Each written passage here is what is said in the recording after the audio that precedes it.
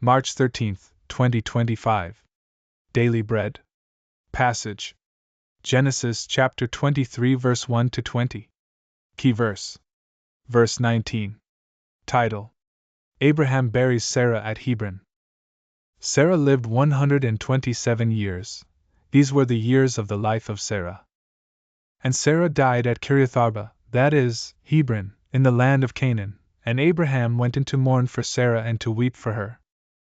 And Abraham rose up from before his dead and said to the Hittites, I am a sojourner and foreigner among you. Give me property among you for a burying place, that I may bury my dead out of my sight. The Hittites answered Abraham, Hear us, my lord, you are a prince of God among us. Bury your dead in the choicest of our tombs. None of us will withhold from you his tomb to hinder you from burying your dead. Abraham rose and bowed to the Hittites, the people of the land. And he said to them, If you are willing that I should bury my dead out of my sight, hear me and entreat for me Ephron the son of Zohar, that he may give me the cave of Machpelah, which he owns, it is at the end of his field. For the full price let him give it to me in your presence as property for a burying place.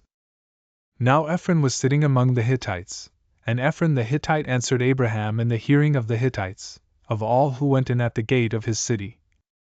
No, my lord, hear me, I give you the field, and I give you the cave that is in it. In the sight of the sons of my people I give it to you. Bury your dead.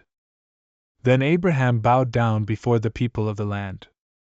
And he said to Ephron in the hearing of the people of the land, But if you will hear me, I give the price of the field. Accept it from me, that I may bury my dead there. Ephron answered Abraham, My lord, listen to me, a piece of land worth 400 shekels of silver, what is that between you and me? Bury your dead. Abraham listened to Ephron, and Abraham weighed out for Ephron the silver that he had named in the hearing of the Hittites, 400 shekels of silver, according to the weights current among the merchants. So the field of Ephron in Machpelah, which was to the east of Mamre, the field with the cave that was in it, and all the trees that were in the field, throughout its whole area, was made over to Abraham as a possession in the presence of the Hittites, before all who went in at the gate of his city. After this, Abraham buried Sarah his wife in the cave of the field of Machpelah east of Mamre, that is, Hebron, in the land of Canaan. The field and the cave that is in it were made over to Abraham as property for a burying place by the Hittites. Daily Bread Message. Sarah had 37 years of domestic life together with Abraham and Isaac, and then died in Hebron. She is the only woman in the Bible whose lifespan was recorded, another sign of her importance. God valued Sarah, cared for her so intimately, and took her to himself, but her example lives on in our faith. Abraham was in mourning, but Sarah's burial needed to be handled.